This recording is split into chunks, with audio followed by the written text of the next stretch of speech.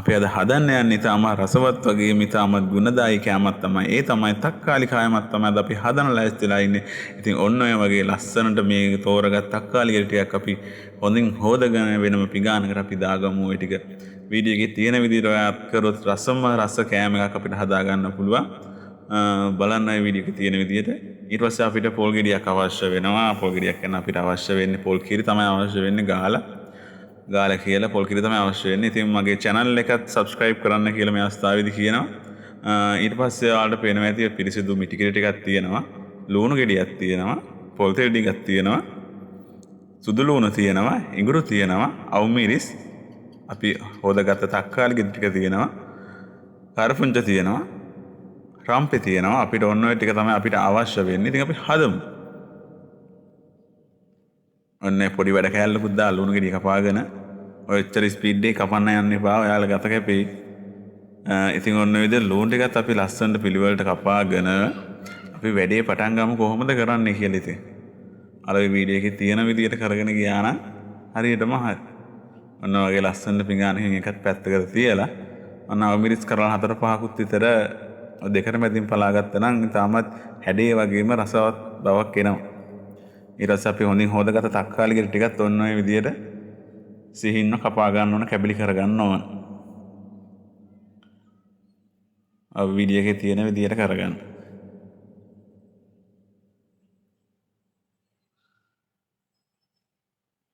ඔක්කොම තක්කාලි ටික මේක කරගත්තට පස්සේ ඒක මාර ලස්සනක් තියෙන තක්කාලි වල පොඩ්ඩක් ඌස්නයි. ඒ ටිකත් අපි ඔන්න ඔය පැත්තකින් ලස්සනට අපි තියාගමු. ඊට පස්සේ අපිට ඇඹරුම් ගලක් අවශ්‍ය වෙනවා. අපේ ඉඟුරු සුදු ලුණු ටික අපිට හොඳින් කොටා ගන්න ඕනේ.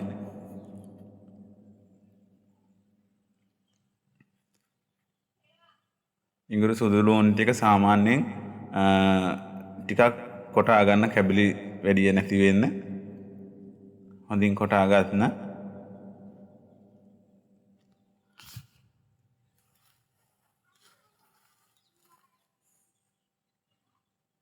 ඔන්න ඔය විදිහට කොටාගත්ත ටික ආඩ පේනවනේ අන්නේ සයිස් එකට කොටාගෙන ඒකත් වෙනම පැත්තකින් තියන්න. ඊට පස්සේ අතත් ඔන්න හොදගෙන අපිට අවශ්‍ය වෙනවා දුරු අවශ්‍ය වෙනවා. ඊට පස්සේ ලුණු අවශ්‍ය වෙනවා. ඊට පස්සේ මිරිස් කුඩු ටිකක් අපිට අවශ්‍ය වෙනවා. මේ ජාමේදී මම ලිප පත්තු කරන්න ගන්නේ බොහොම පොඩි සාමාන්‍ය දෙයක්. අපිට දරණම් අවශ්‍ය වෙන්නේ නැහැ. ඔහොම තමයි සාමාන්‍යයෙන් මම ලිප අවුලවන්නේ. පෙට්‍රල් ටිකක් දැම්මා. පොල්මෙල් ටිකක් දැම්මා. අන්න දැක්කද? ඕක අපිට ලෝලුවක් හදා ගන්න හොඳට ඕම් ප්‍රමාණවත්. සාමාන්‍ය විනාඩි 20ක් විතර වගේ දැල් වෙනවා. ඊට පස්සේ අන්න අර වගේ පොල් තෙල් ටිකක් දාගෙන හොඳට රත් වෙනකන් තියෙන අරින්න. ඊට පස්සේ අපි ඉස්සෙල්ලාම දාන්න ඕනේ ඉඟුරු සුදු ලුණු. අපි කොටාගත්ත ඉඟුරු සුදු ලුණු තමයි ඉස්සෙල්ලාම දාන්න ඕනේ. ඊට පස්සේ අපිට අවශ්‍ය වෙනවා කරපිංචා. ඊට පස්සේ අපිට අවශ්‍ය වෙනවා රම්පේ. රම්පේ ටිකක් දාගන්න. තනියෙන් වීඩියෝ කරද්දී ඔහොම තමයි තනිය අතින් තමයි වැඩ කරන්න වෙන්නේ සමහරක් අවස්ථාවලදී. ඊට පස්සේ ඒ ටික හොඳින් අපි කවලම් කරගන්න ඕනේ සුවඳ එනකන්. ඒ සුවඳ මාර සුවඳක් එන්නේ ආයි ඒ ටික විතරක් කන්න ආස වෙන සුවඳක් තියෙන්නේ.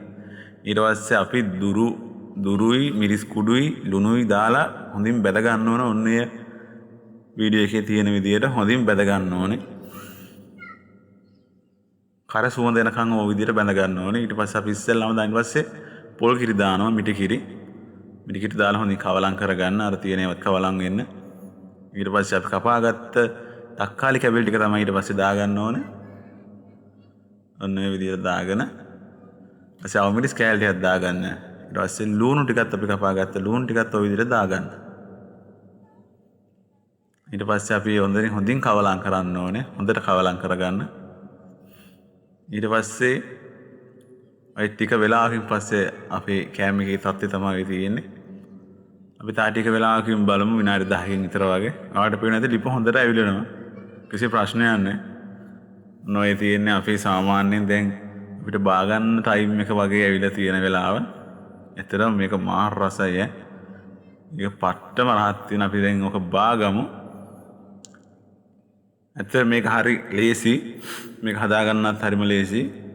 මේකත් එක්ක බතුයි පොළොවේ තිබුණා නම්